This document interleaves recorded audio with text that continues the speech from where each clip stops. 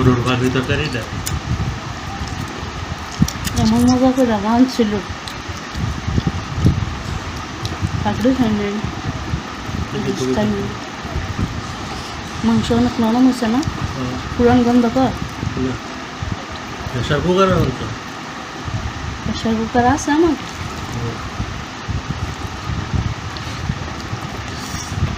Pressure cooker লাগে না আমার প্রেশার কুকার ছাড়াই নরম করতে ভালো মতন কষাইয়া গরম পানি জল দিয়া সরা দিয়া ডাকিয়া দিয়া একেবারে 40 মিনিট কোনো ডাক না খুলি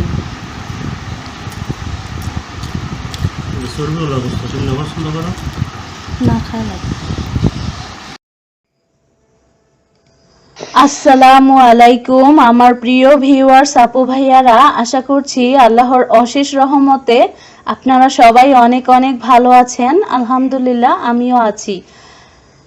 আজকে ভাবলাম যে সামনে যেহেতু কোরবানির ঈদ, তো গরুর মাংস রান্না বান্না সবাই কম বেশি করবে, তো আপনাদের সাথে আমার আমি কিভাবে কুরবানির ঈদের দিন গরুর মাংসটা রান্না করি খুবই সহজ রেসিপিতে, সেটাই হচ্ছে আজকে আপনাদের সাথে শেয়ার করব।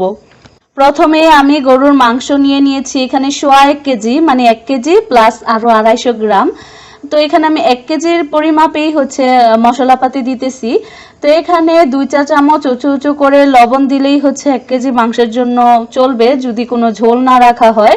আর যদি ঝোল দেওয়া হয়, আলু দেওয়া হয়, তাহলে আর 1/2 চা চামচ লবণ হয়তো বা লাগতে পারে। আর এখানে যেহেতু 1 কেজি মাংস একটু বেশি, তো আমি এখানে 2 টেবিল চামচ আদা রসুনের বাটাটা দিছি। মাংসের পরিমাণ যদি 3 কেজির মতো হয় তাহলে এই 2 টেবিল চামচ আদা রসুন বাটাই হয়ে যাবে। আর যদি 5 কেজি হয় তাহলে 2 টেবিল চামচের জায়গায় হচ্ছে 3 টেবিল চামচ দিবেন, এই তো।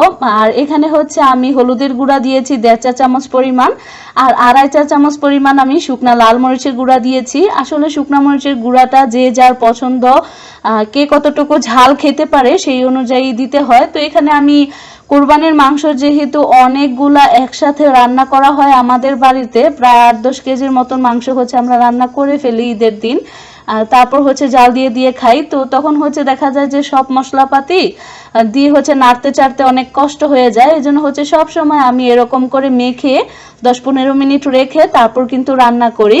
আর এই গরুর মাংসগুলো হচ্ছে 2 মাস আগের আনা ছিল। তো এখন হচ্ছে আমি মাংসটা হচ্ছে মেরিনেশন করে রেখে দিলাম। আর আরেকটি কথা, এখানে তো 1 কেজি পরিমাণ মাংসের জন্য আমি 1.5 চা চামচ হলুদের গুঁড়া আর 2.5 চা চামচ শুকনা মরিচের গুঁড়া দিছি। আপনারা যদি মাংসের পরিমাণ বাড়ান তাহলে কিন্তু মশলার পরিমাণটা হচ্ছে ডাবল হয়ে যাবে না, মশলার পরিমাণটা হবে হাফ গুণ। মানে যদি 1 কেজি গরুর মাংসে আমি 2 চামচ হলুদের গুঁড়া ব্যবহার করি, তাহলে 2 কেজি গরুর মাংসতে আপনারা 3 চামচ হলুদের গুঁড়া ব্যবহার করবেন। তো এখানে হচ্ছে আমি কিছু মশলা ভেজে নিব। সবসময় তো আমরা দেখা যায় যে মশলাগুলো গরম খোলার মধ্যে ভেজে তারপর গুঁড়ো করে নেই।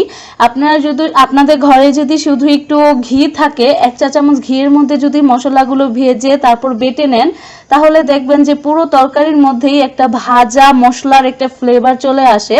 আর সেটা হচ্ছে টেলে নেওয়া মশলার চাইতে খুব বেশি স্ট্রং হয় ফ্লেভারটা, আর খেতেও কিন্তু মজা লাগে, কারণ এটা হচ্ছে একটা ভাজা ফ্লেভার।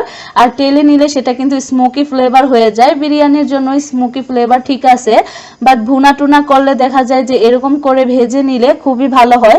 তো ওই দিনকে যেহেতু আমার ঘরে হচ্ছে ঘি ছিল না, তাই হচ্ছে আমি একটু তেল দিয়ে কিন্তু ভেজে নিয়েছি। আর এখানে হচ্ছে আমি নিয়েছিলাম 1 চা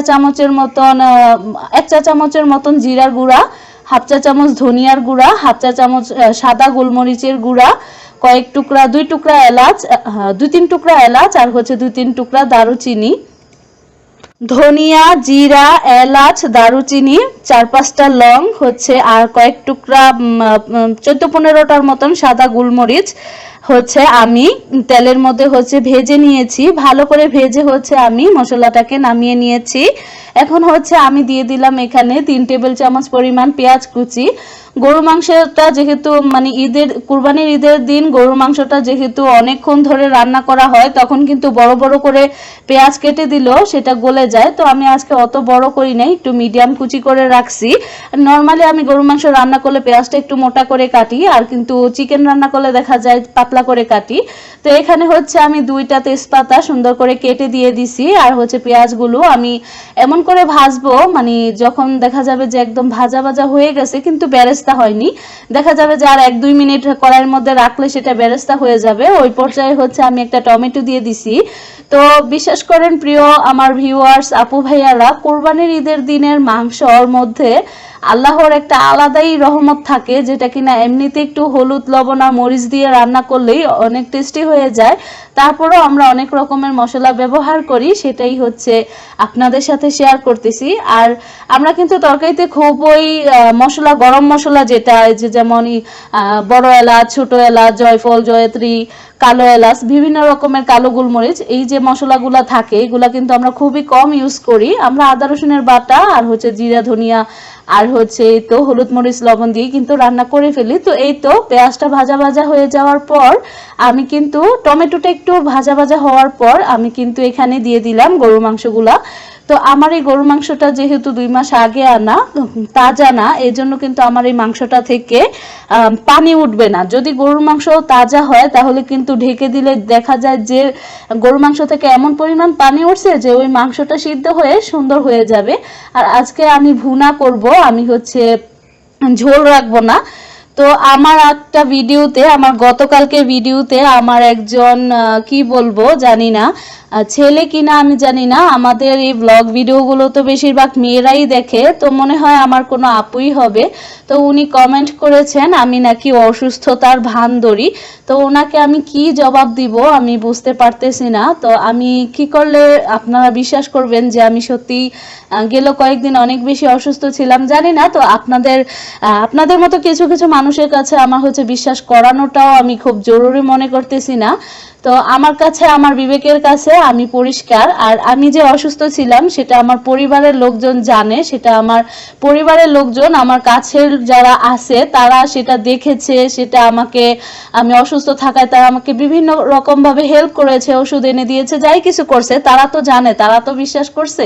তো আপনাদের মতো এই যে আপনি যে কমেন্ট করেছেন, আপনার মতো 2-1 জনের কাছে হচ্ছে আমার যে বিশ্বাস করাতেই হবে এমন কোনো হচ্ছে কথা নেই।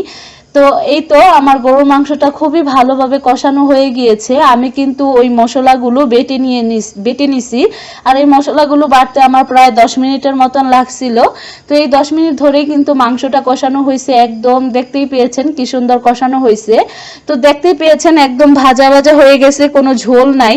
তো এই জন্য হচ্ছে আমি এখন এটার মধ্যে হচ্ছে অনেকটা পরিমাণে গরম পানি দিয়ে দিব। তো আমি হচ্ছে ইলেকট্রিক কেটলিতে পানি গরম বসিয়ে রেখে এসেছিলাম। তো এই তো আমার মাংসটা একদম কষা কষা হয়ে গিয়েছে, একদম কষা হয়ে গিয়েছে, তেল ছেড়ে দিয়েছে। ওই রকম পানি ওঠে নাই, যেহেতু মাংসটা ফ্রেশ ছিল না, 2 মাস আগের মাংসটা আনা ছিল। তো আমি ভাবছিলাম যে ঈদের আগে আপনাদের সাথে শেয়ার করবো আর কি, এই জন্য আর রান্না করা হয়নি।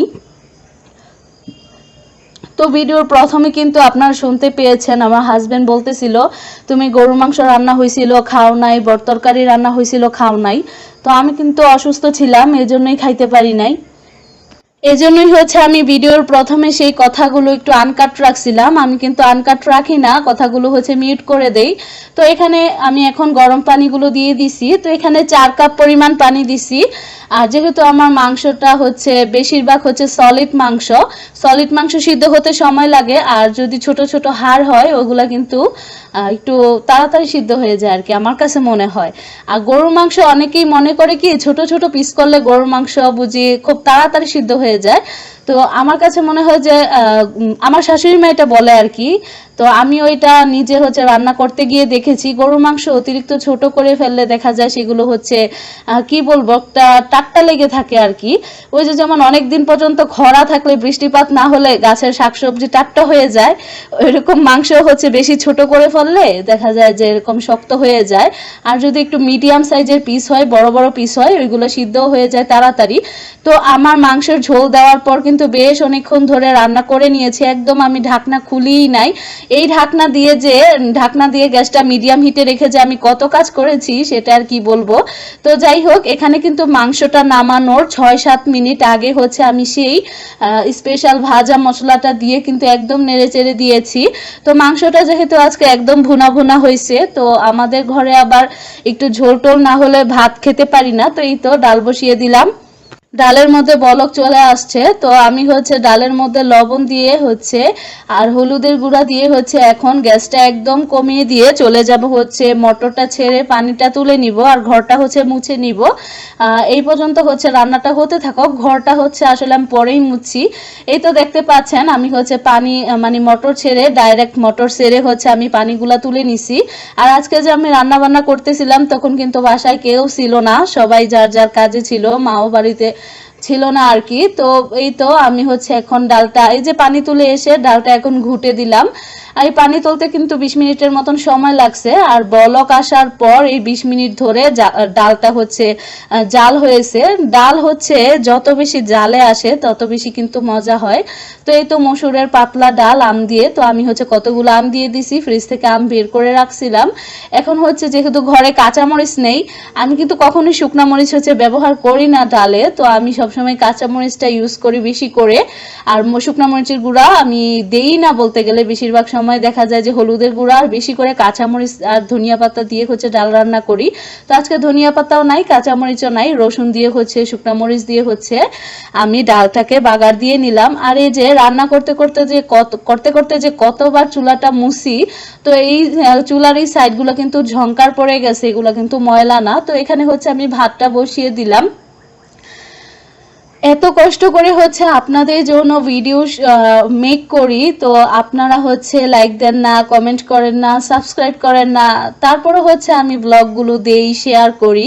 তো কিন্তু মাঝে মধ্যে যখন দেখা যায় যে আমার কোনো একটা কথা মানে আমি একটা ভালো কথা বলেছি, সেই কথাটা হচ্ছে আপনারা খারাপভাবে নিয়েছেন, বা দেখা যায় যে এমনিতেই হচ্ছে আপনারা একটা খারাপ ভিডিও দেখলেন না, ভিডিওর হচ্ছে প্রথম দিকে একটু চালু করলেন, তারপর টেনে দিয়ে লাস্টে দিয়ে হচ্ছে গিয়ে একটা কমেন্ট করে দিয়ে চলে গেলেন, মানে ভিডিও দেখলেন না কিন্তু একটা কমেন্ট করে দিয়ে চলে গেলেন, আগামাথা কিছুই বুঝলেন না, শুধু মাঝখান দিয়ে একটুনি দেখে কমেন্ট করে চলে গেলেন।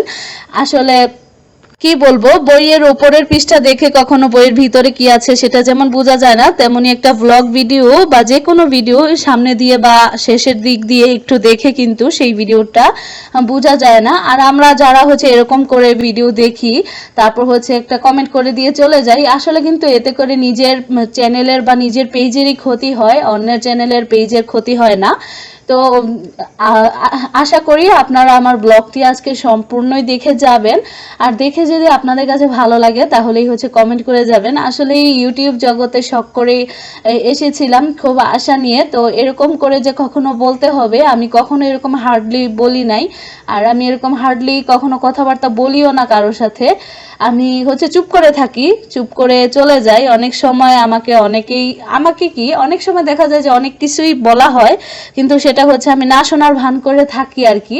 আমার হচ্ছে ঝগড়া করতে একদমই ভালো লাগে না, আমার মনে হয় যে এড়িয়ে যাওয়াই ভালো, এড়িয়ে চলে গেলেই হচ্ছে ঝামেলা এড়ানো যাবে, আর ঝামেলা এড়াতে পারলেই আমার কাছে মনে হয় ভালো। এখানে হচ্ছে আমি 2 পিস আমের মোরব্বা বের করে রাখছিলাম, এই মোরব্বার রেসিপিও কিন্তু আপনাদের সাথে শেয়ার করেছিলাম। আমার বাবার বাড়ি থেকে হচ্ছে কাঁচা আম এনে তারপর মোরব্বা বানাইছিলাম, অল্প পরিমাণে বানাইছিলাম। তো আমাদের ফ্রিজ ভালো না, নষ্ট হয়ে গেছে, তো ফ্রিজ নাই এখন। না দেখা যায় যে কোনো জিনিস বানাইলে ফ্রিজটা বের হওয়ার পর থেকে দুনিয়ার মধ্যে আমাদের কাছে অ্যাভেলেবেল হয়ে যাওয়ার পর থেকে মনে হয় কি ফ্রিজের মধ্যে কোনো কিছু না রাখলে সেটা কেন জানি নষ্ট হয়ে যায়। আর আগে তো আমাদের এত তাপমাত্রা ছিল না, এখন তো 40-42, তো কি আর বলবো। তো এখন না বাহিরে কোনো কিছু ভালো থাকে না, তো ফ্রিজটা হচ্ছে ক্লিন করতে হবে। তো এই জন্য হচ্ছে আমি মোরব্বা 2 পিস বের করে দিলাম। আর এমনিতেও হচ্ছে ও খাওয়ার একদম সময় পায় না, সেই সকালবেলা অফিসে যায় আর একবার রাত্রে হচ্ছে আরেকবার আসে। তো এখনো যে এসে খাচ্ছে, এটা কিন্তু দুপুরে লাঞ্চের সময়, যেহেতু অফিস কাছে, তো এই জন্য কিন্তু বাসায় এসে লাঞ্চ করে যায়। তো এই তো আমি তাকে হচ্ছে গরুর মাংস আর একটু দিয়ে দিলাম। তো ও কিন্তু এরকম ছোট প্লেটে ভাত খেতে পারে না। আমরা কিন্তু সবসময় হচ্ছে স্টিলের যে বড় প্লেটগুলো থাকে ওইগুলোর মধ্যে, আমি আগে ছোট প্লেটেই ভাত খেতাম। তো আপনাদের ভাইয়ার দেখা দেখি হচ্ছে আমিও হচ্ছে এখন বড় প্লেটে ভাত খাই। মানে ও বলে আর কি ছোট প্লেটে নাকি হাতি জায়গা হয় না, ভাত খাবে কি কি করে। তো আমরা হচ্ছে সবসময় একটু বড় সাইজে যে ছড়ানো প্লেটগুলো থাকে যতটুকুই খাই ওই প্লেটের মধ্যে নিয়ে খেতে হচ্ছে আর কি মানে সুবিধা মনে করে। তো এই ছোট প্লেটের মধ্যে হচ্ছে 1 চামচের মতন ভাত আটতেছিল। আজকে প্রথমেই হচ্ছে আমি ভাবলাম যে এই প্লেটে ভাত খাই। তো এই প্লেট হচ্ছে আমি কিনছিলাম শখ করে, মানে 6টা করে তো একটা সেট থাকে। তো আমি হচ্ছে 12 পিস কিনছিলাম, 2 সেট কিনছিলাম। এক সেট হচ্ছে আমি গিফট করে দিয়েছিলাম আমার বান্ধবী সোনিয়ার বিয়েতে। ওর বিয়েতে হচ্ছে আমি দিয়েছিলাম। তো আমি হচ্ছে ওর বিয়ের সময় কিনছিলাম, এক সেট হচ্ছে আমার জন্য রেখেছি আর এক সেট হচ্ছে ওকে দিয়েছি। তো আজকের ব্লগটি আশা করি আপনাদের কাছে ভালো লেগেছে। আর একটি সুন্দর কমেন্ট করে যাবেন, একটি সুন্দর কমেন্ট করে যাবেন। একটা মন্তব্য কিন্তু আপনাদের ব্যবহারের পরিচয় দেয়, বংশের পরিচয় দেয়। সবাই ভালো থাকবেন, সুস্থ থাকবেন, সবার জন্য শুভকামনা। আল্লাহ হাফেজ।